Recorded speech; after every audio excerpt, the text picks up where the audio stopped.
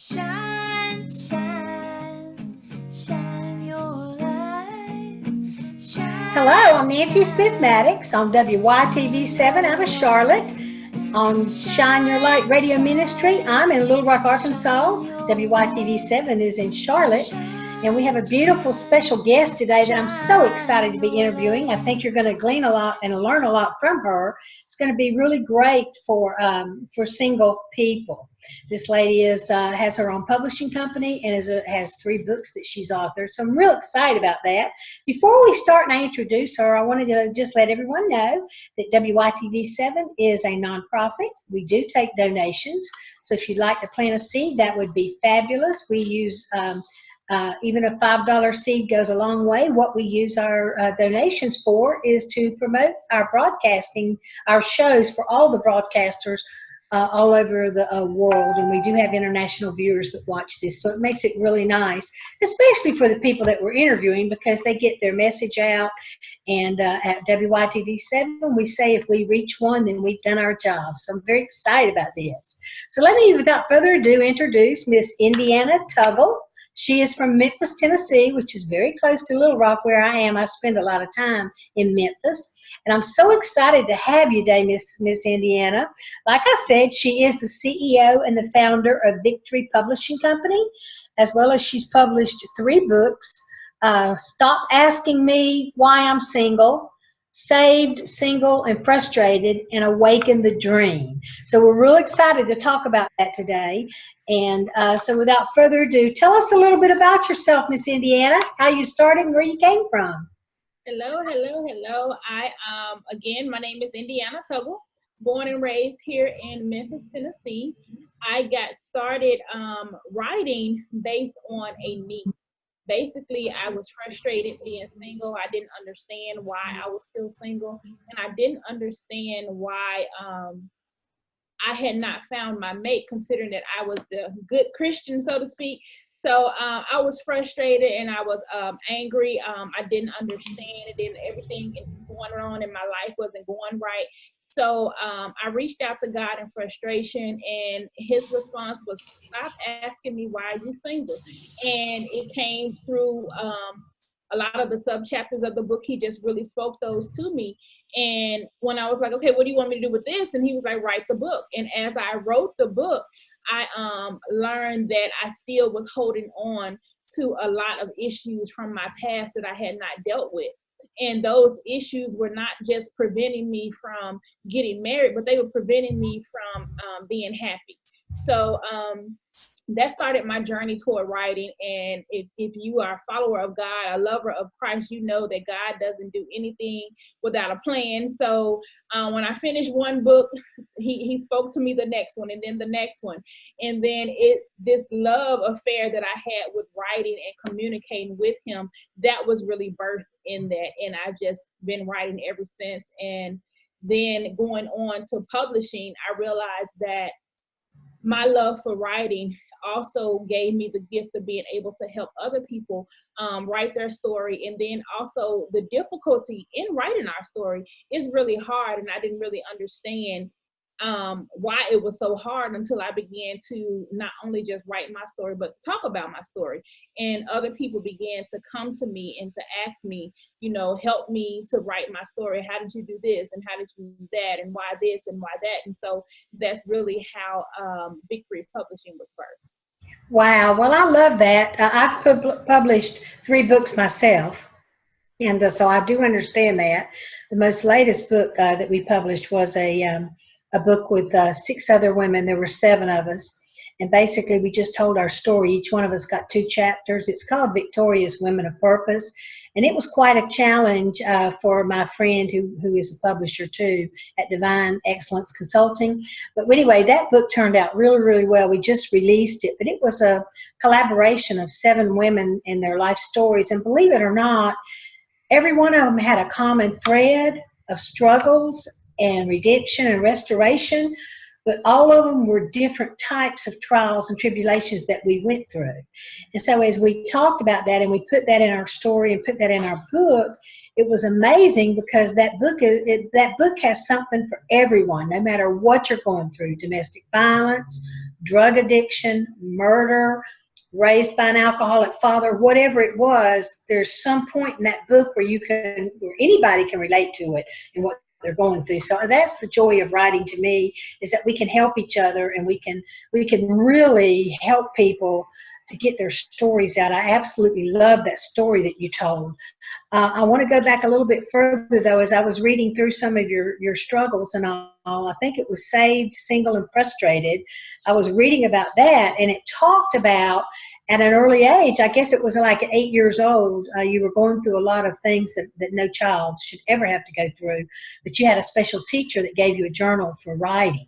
So tell us a little bit about that, and what came of that, and what how that really is where it started with your love of writing. So it was an escape for you. Absolutely, it was. What happened is at 8 years old, it was like a whole lot of changes in my life.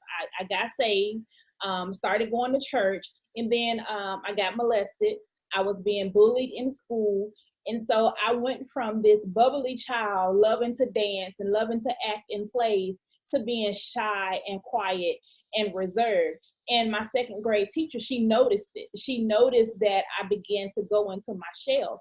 And so I guess I wouldn't talk to her. So she gave me a journal, and she said, write in your journal, just write dear diary, and write down your thoughts and your concerns. And when I got home, I started writing, and I was like, well, I don't know who diary is. So since I just met God and I just met Jesus, I'm going to write letters to God. So I would write in my journal, Dear God.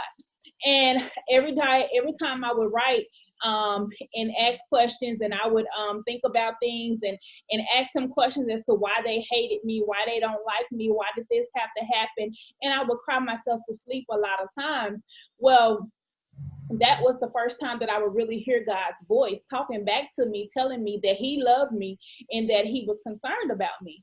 Well, fast forward to when I was going through my trials and tribulations, as I got older and experienced more molestations, that's how I began to recognize God's voice. Because when I started writing and he started to talk to me, his voice sounded very familiar. And it was that familiarity that let me know that, hey, I'm communicating with God, and he's still listening, and he's still there, and he never left me. So that's how that love for him was re-sparked, and it helped me to understand that even though I went through a lot, he was still there with me to walk with me through the fire. Wow. Well, I really admire that teacher. Sometimes you run across teachers that do that to children, and that she was very observant to see you go into yourself and be in a shell, which is, I think that happens more than we ever know. It happens with teachers, which makes me really, really happy.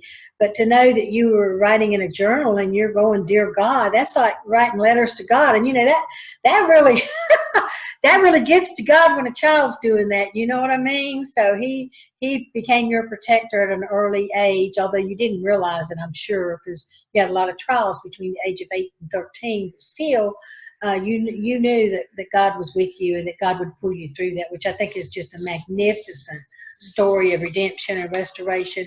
And I think people need to hear that, because there's a lot of stuff going on now with domestic violence and just what people are having to go through, single moms. They just need to know that there is light at the end of the tunnel. And if that's why I say, if we can reach one with your story, then I feel like I've done my job, because that's what Shine Your Light's all about, is to let other people shine their light into the world and let people know they're not alone. Because trust me, I've been there in my life. I've been there in my early years with an alcoholic father and a wife beating and just really domestic violence really bad. And I always used to say, Dear God, why is this happening to us? How are we going to survive? But we did survive, and we thrived after we survived. So, it teaches you at an early age. But people need to know that they're not alone when they're going through that. Because when you're a child and you're going through that, you really do think there's nowhere you can turn. There's nothing you can do. There's no one that can help you.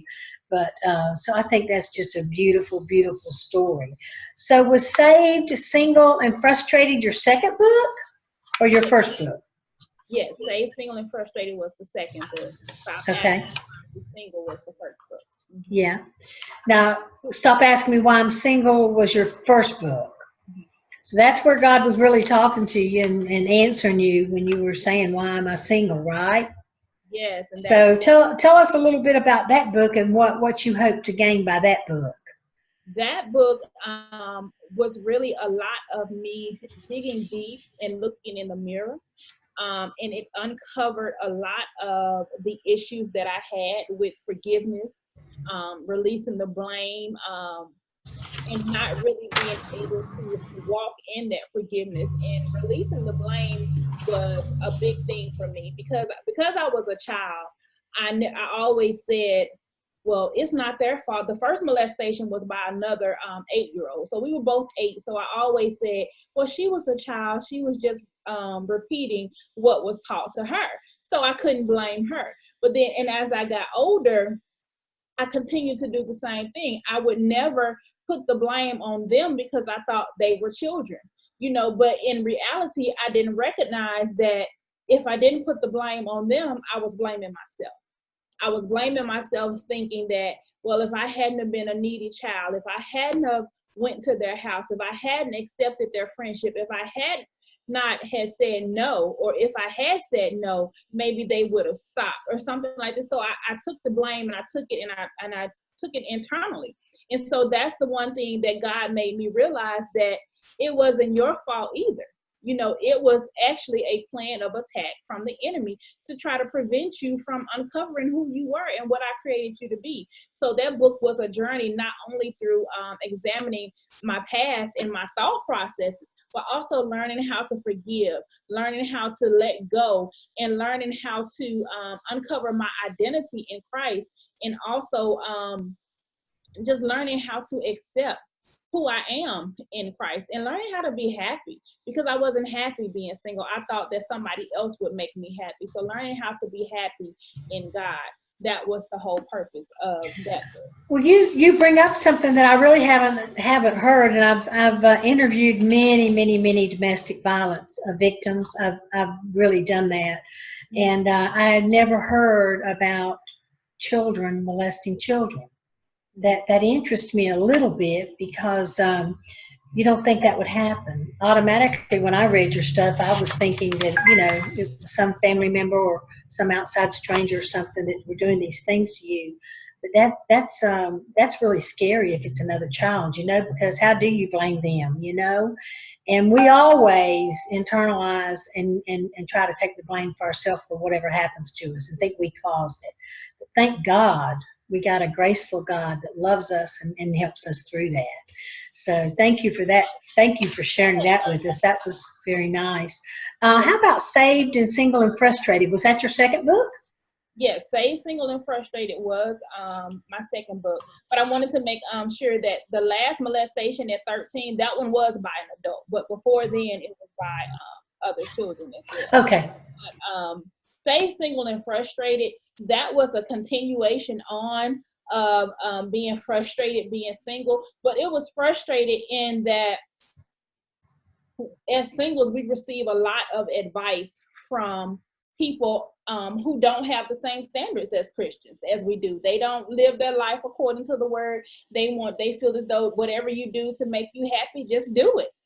And continuing on the process of still wanting that godly spouse, I actually posed the question to God. I'll say, okay, God, what is it that you want me to do internally to prepare for my husband according to your word and according to my standards? And again, I had to sit down and I really had to do some hard examination and some hard looking into the mirror and ask myself, why did I really want to be married? What did I think being married was going to do for me? And I had to learn how to, like I said, release that frustration and also uncover my own self-worth, because coming from a lot of traumatic experiences, my self-worth was very low.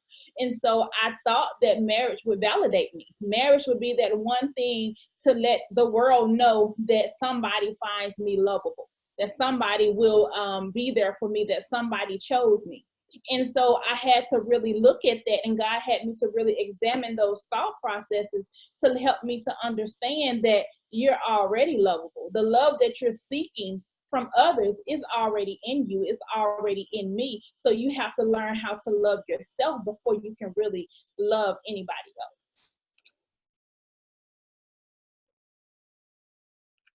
I really love this real talk that you're doing because I just want to help people so bad, and I want people that are on my show to want to help people too, because I just know you feel so alone, and when you feel like you're not loved or you're not chosen, that's even harder, and and it's hard to overcome that. But sometimes, when we find God and we realize that He's on our side, and that it helps us so much. So tell me a little bit about, is the third book, The Awaken the Dream? Yes. Tell me about that. Awaken the Dream is kind of like the that is the encouragement of all encouragement, because I was writing 2 books simultaneously, and the 4th book is coming out in September. But during the time that I wrote Awaken the Dream, I was going through what I call my Job experience. I lost my job, I lost my mom, then I lost my house, all within the same year. So I was in a very severe state of depression, and I was writing my 4th book, but I was also writing Awaken the Dream. And when I couldn't continue writing the 4th book because I was so depressed, and I put it down. But I kept hearing God say, write, write, write. I want to communicate with you. I have something to say. So as I continued to write, it was just Awaken the Dream is just God really picking me back up out of my pit and reminding me that He had a plan for my life. He had a purpose for my life. I was created for such a time as this. And then there's a lot of tough love, really, of Him telling me, no, you got work to do. You can't sit in this space for too long, and helping me to overcome a lot of the fears, a lot of the doubt, a lot of the concerns. So it is like a daily encouragement. And a lot of times we teach others to encourage yourself, but sometimes you can go through something that's so traumatic that really knocks the wind out of you, and you can't pray.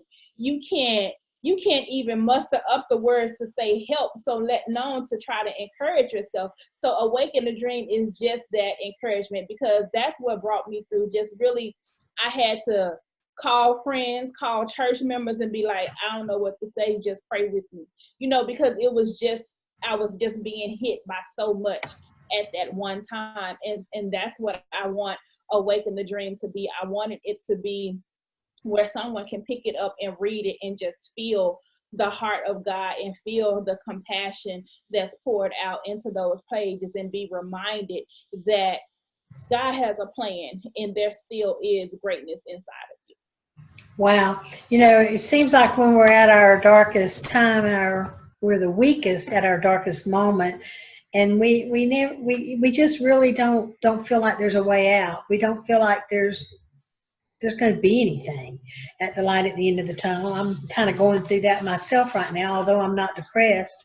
I have a husband I've been married to 46 years who's had 4 strokes in 5 years, and he's becoming a real burden. I mean, he's becoming just I almost can't take care of him. That's how bad it is. And then I find out last week that my mother was sent home from the hospital, and she's 850 miles away in Tampa, Florida, was sent home from the hospital, and hospice is coming in this week. So I'm like torn right now. I don't know where to go, what to say.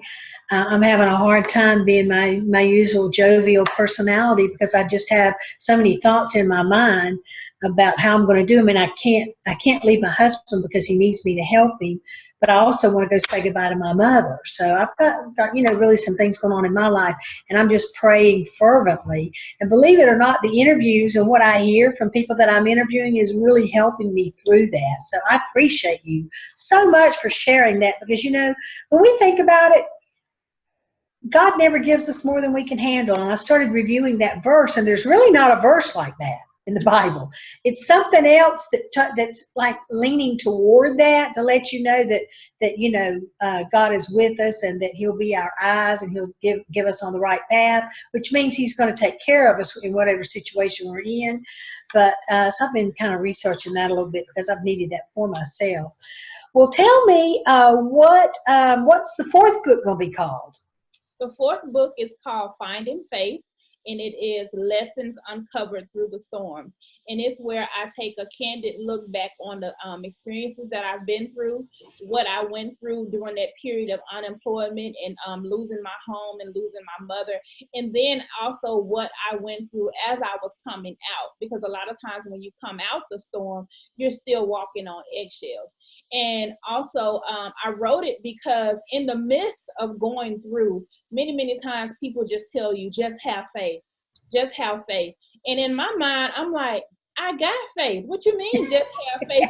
It seems like I'm not doing something right, like I'm the reason why I'm still in this storm. So I had a lot of misconceptions that faith meant that you could never waver, that faith meant that you were supposed to always be jovial and happy-go-lucky, and faith meant that you could never have any doubt. And what I learned was, you can have all of that, but faith just means that you continue to stand on the word. Even if you waver for a day or two, you don't stay there. Then you come back and you say, you know what, but God, I trust you, and I'm going to continue to stand on your word. So it doesn't mean that you're not ever supposed to mess up. So in writing Finding Faith, I hope to encourage those that are still going through and are still finding it difficult to understand why. Because we ask a lot of questions, God, why me, God? Why am I still in this? When are you going to get me out? And what's the lesson behind that? We ask all of these questions, and we pray, get me out, get me out, get me out. But a lot of times we have to really just trust and know that God is still with us, and he's right there with us. And in the end, you're going to be better for it, because a lot of times we can't understand our faith until you look back, because going through it don't feel good. And anybody that tells you it does, they're lying. Exactly. And we really, as human beings, we really can't comprehend God's grace. It's very difficult for us. And until you go through something and you realize that grace, He brought you through it, and you look back and you think, wow, that grace is just, it's indescribable. It's unbelievable.